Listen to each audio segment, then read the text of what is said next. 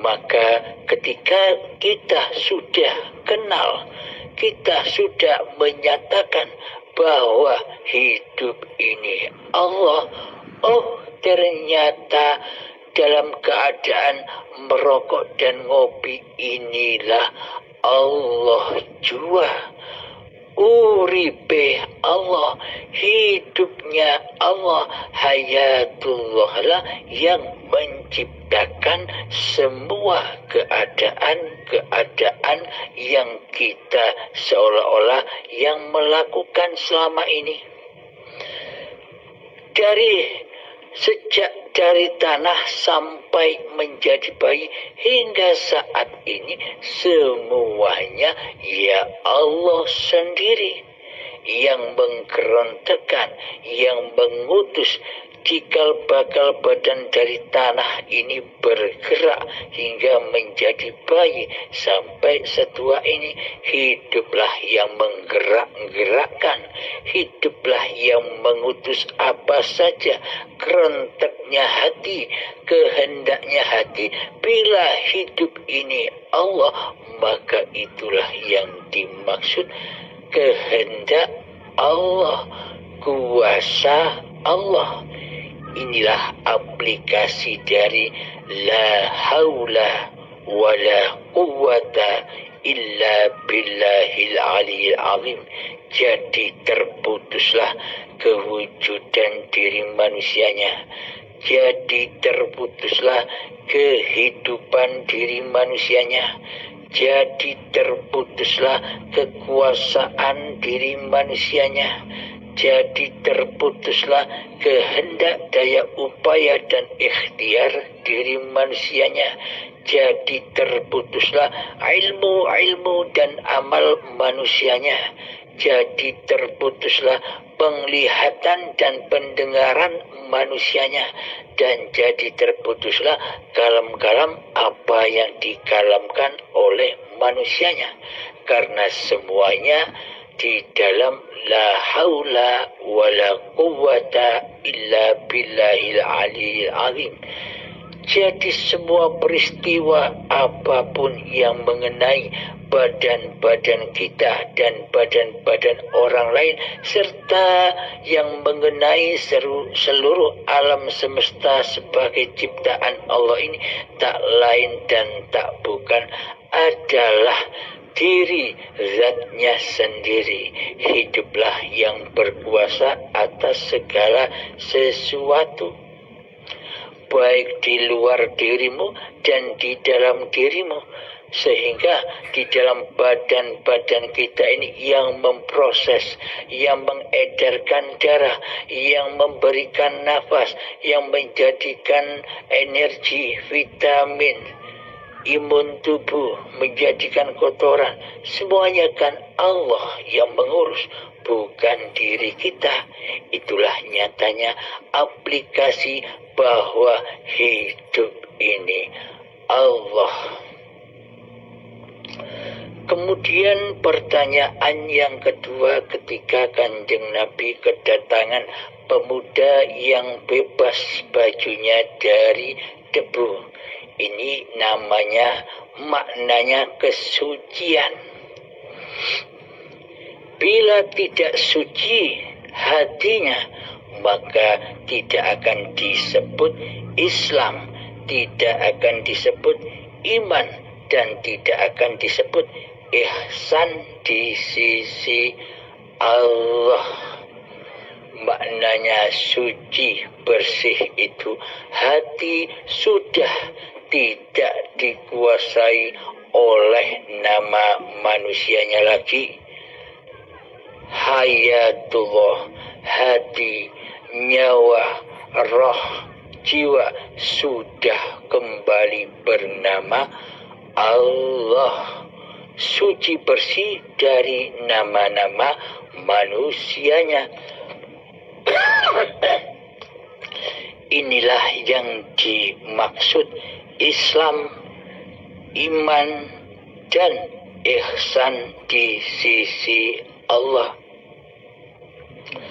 Maka dari itu ketika sudah Islam hatinya, maka hatinya tak akan tersesat lagi dari selain Allah.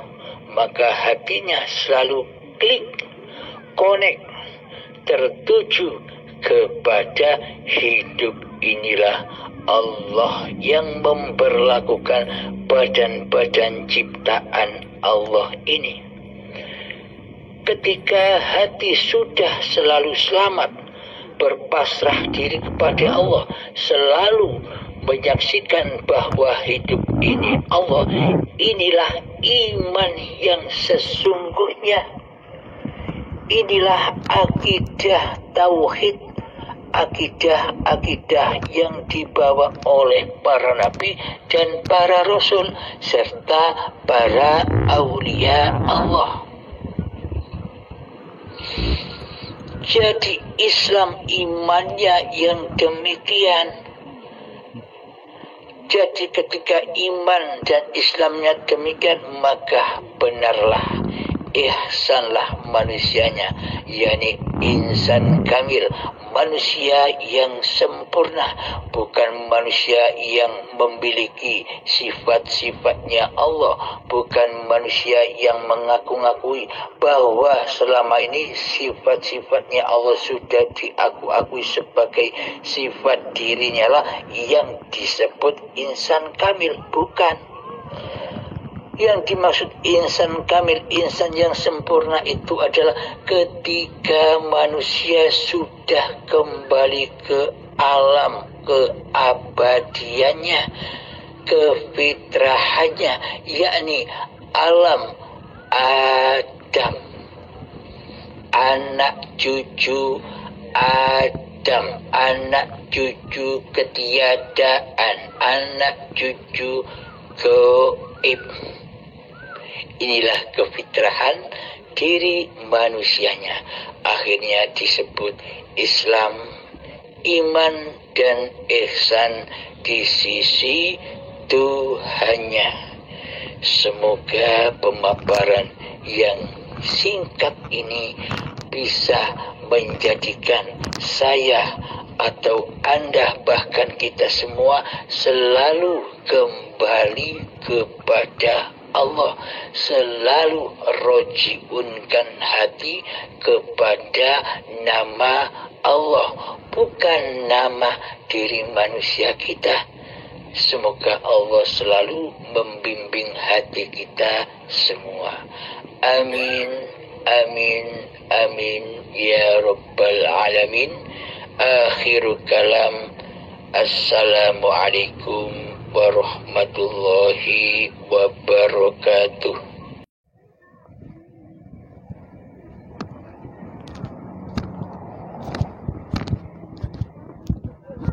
Assalamualaikum warahmatullahi wabarakatuh.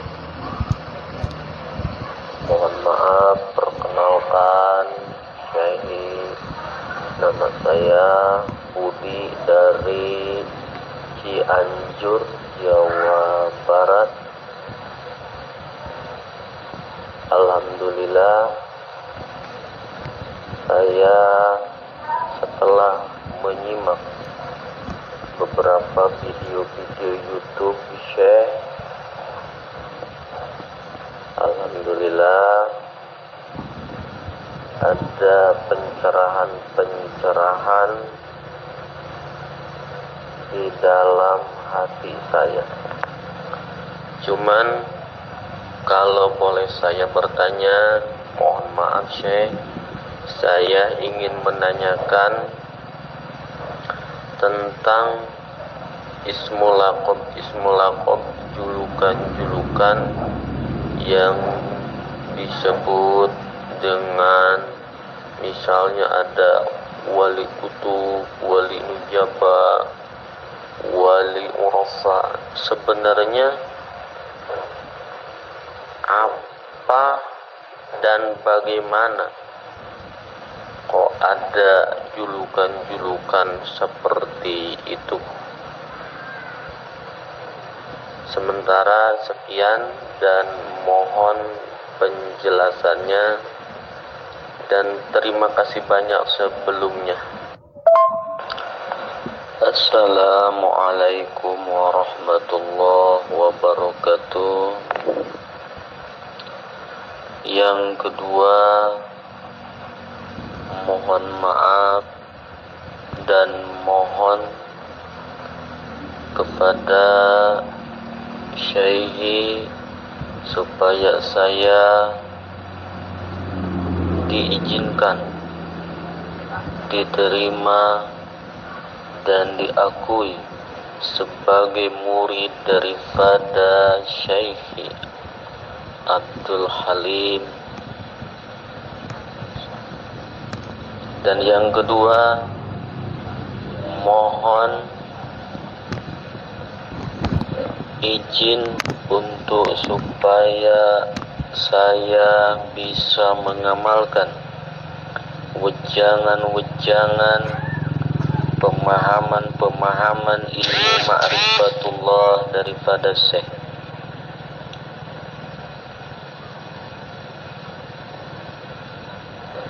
Sementara seperti itu, dan terima kasih banyak.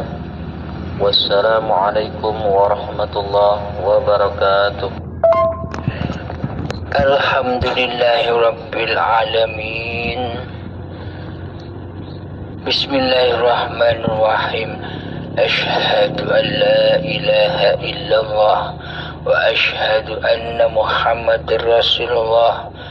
Allahumma salli ala sayyidina Muhammad wa ala ali sayyidina Muhammad.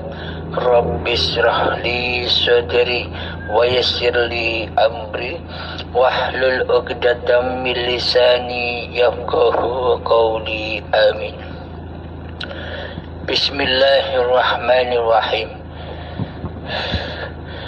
Yang panjenengan tanyakan berbagai macam wali-wali, berbagai macam nama-nama wali, karena selama ini kita masih menganggap, kita masih mengakidahi dan mempercayai bahwa wali itu manusianya, wali itu badan manusianya.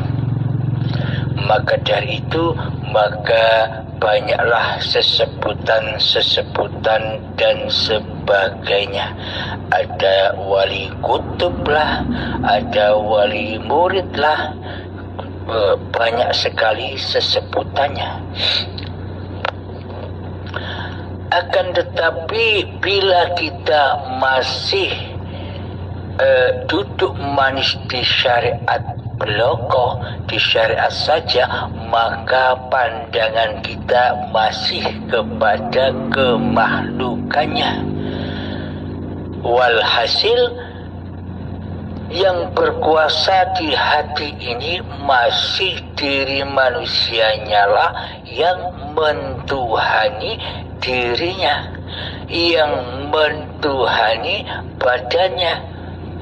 Karena yang masih disaksikan di dalam hatinya wujud diri kemanusiaannya, maka menyaksikan di luar pun juga wujud kemanusiaannya, dan beraneka ragam nama-nama dan julukan-julukan posisi manusianya. Karena di hati kita belum bertuhan, maka yang disaksikan ya makhluk, ya nama-nama makhluk, ya posisi-posisi makhluk, ya makom-makom makhluk, dan sebagainya. Akan tetapi yang disebut wali itu sejatinya siapa? Sejatinya al-wali adalah Allah sendiri.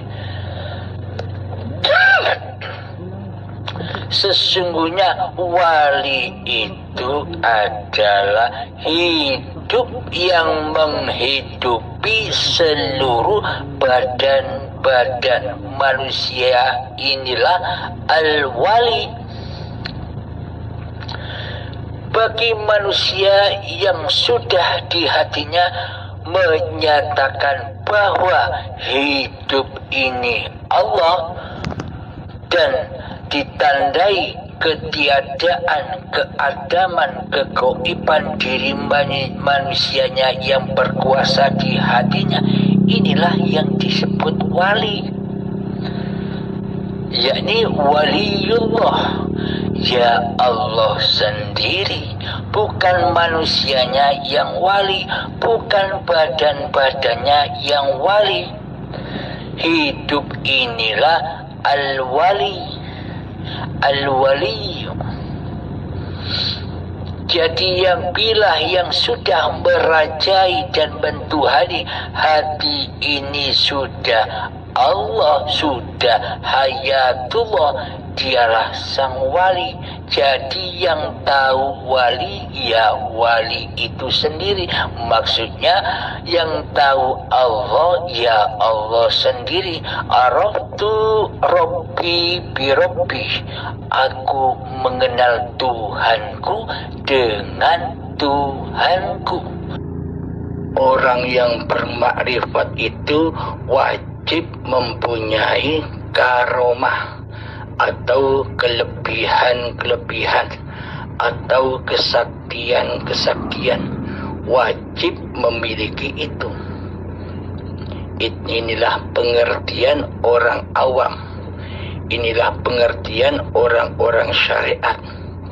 Bila ada orang punya kelebihan yang di atas manusia rata-rata, manusia berbondong-bondong menjuluki, menyebut, oh itu waliullah. Kebanyakan demikian, karena manusia masih memandang karomah-karomah itu. Padahal karomah itu 1000 karomah masih kalah mulia dengan istiqomah.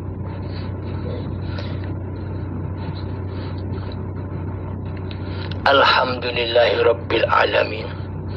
Pada intinya manusia yang sudah mencapai hakikat diri sejati manusianya, pada intinya manusia yang sudah mencapai makrifat Tuhannya, apakah manusia bisa sakti?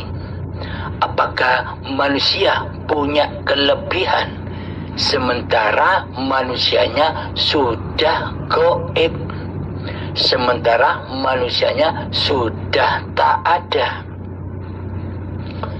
Jadi bagi yang bersangkutan, walaupun keadaan badaniahnya disebut-sebut orang sebagai orang sakti, tapi bagi pelakunya sudah tidak memandang semua itu. Karena yang dipandang di hatinya hanyalah Allah sebagai Tuhan yang mengadakan semua itu. Akan tetapi bagi pandangan manusia, bagi pandangan umum, hanya memandang sosok manusianya lah yang sakti. Manusia tidak bisa menerobos, manusia tidak bisa memandang hidup yang ada di kesaktian itu. Dari siapakah sakti itu ada? Apakah badan bisa sakti sendiri tanpa Allah, tanpa hidup? Nah, berarti kan yang sakti hanya Allah, hanya hidup. Inilah yang membutakan mayoritas manusia, menyangka bahwa orang-orang yang sakti, orang-orang yang punya kelebihan itu dianggapnya seorang waliullah. Padahal waliullah itu tidak bisa apa-apa, tidak bisa ngapa-ngapain bagi yang bersangkutan. Tapi bagi manusia lain seakan-akan itu punyaan manusianya, karena manusia lain masih memandang badan badaniahnya. Bismillahirrahmanirrahim. Mari kita jelaskan makom-makomnya manusia. Makom manusia dibagi 3 bagian. 1, makom